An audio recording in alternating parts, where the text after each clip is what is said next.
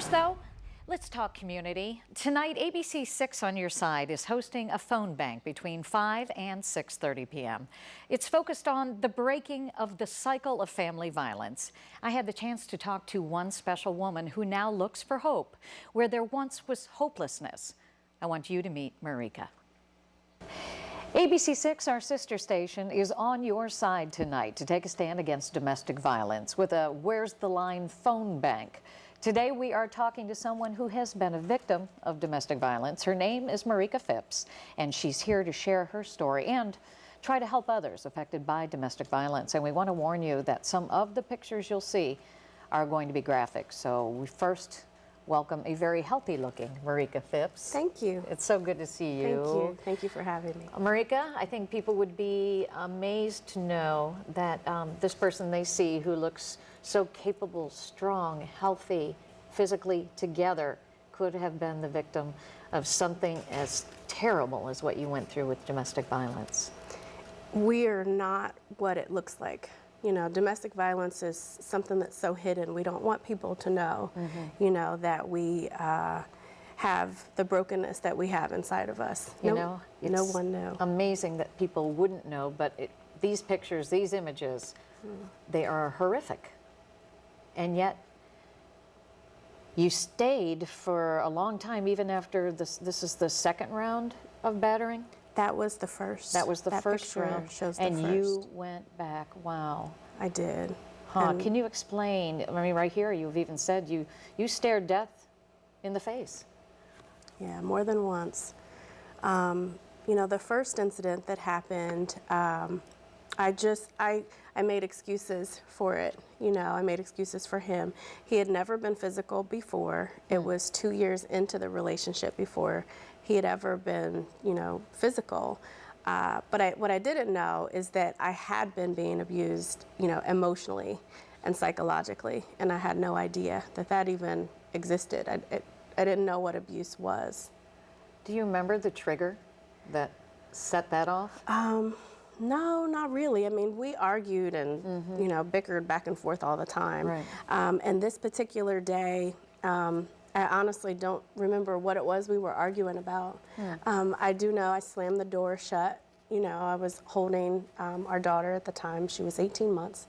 And he, you know, knocked the door in, picked me up by my throat. I dropped my baby, and he threw me against the wall. And then from there, you know, within a matter of minutes, I was laying beaten at the bottom of the steps where he had kicked, you know, those injuries is where he had kicked my head in so many times. Oh my gosh, Marika. And I had subdural hemorrhaging after that. So I had bleeding on my brain, and it was pretty serious. Oh, of course. It was pretty serious. Who found you? My two children, my two girls, were home at the time. So my 18-month-old and my 7-year-old daughter, Lexi. Lexi's my lifesaver. She saved my life. If she hadn't have been there to call my mom, you know, to come and find me that way, I wouldn't be here today. I mean, you can't help but look at those pictures and go, why, how could you ever go back to that? What was the mindset for that? I think, you know, not even I think, I know, you know, a lot of victims rationalize the abuse, you know, so I made excuses. You know, he had never done it before. I just thought, well, you know, it's just the first time, not knowing that there would be another time, you know.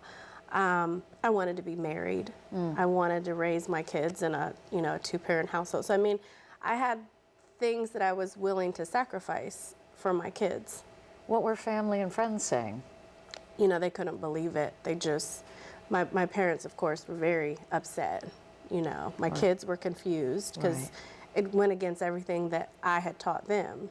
And so everybody was confused. I was confused, to be honest. Did you feel like you were just in this fog all the time? I did. I remember my mom telling me at one point, she looked at me and I wasn't there. She's like, I just looked straight through you. Oh, wow. You weren't there.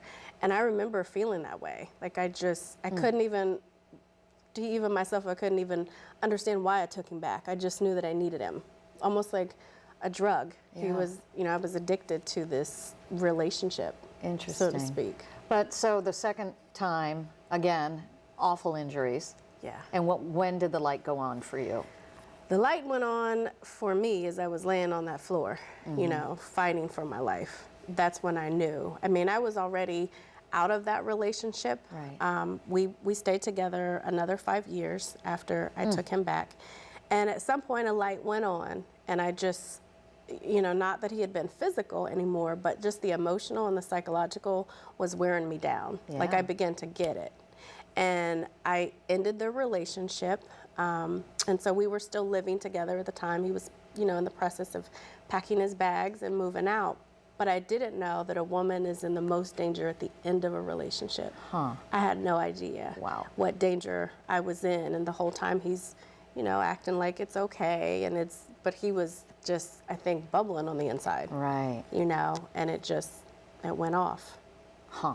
Yeah. And this time he ended up behind bars. He did. He is serving a 6-year prison term. Huh. Do you feel safe? I do right now. Okay. Don't know what I'll feel like when he comes home. Right. You know, I hope that he's getting the help that he needs, you know, in there. I don't know. I mean, he's currently fighting it now at the Supreme Court level. So I don't know if he's even learning from, you know what I mean? So I don't know if he's learning the lesson or he's so busy trying to get out that he's not taking the time to learn the lesson. Well, you have taken the time to take care of yourself and to reach out to others. Tell us about your website. I have. Well, I started a nonprofit organization called Battered, Not Broken, because I was at once, you know, battered, but I knew, for me, my faith is very strong. And so I knew that there was a reason that God saved me not once, but twice, Right. To get through this. And I guess I wanted to help other women, you know, and men as well, because it's not just women. Right.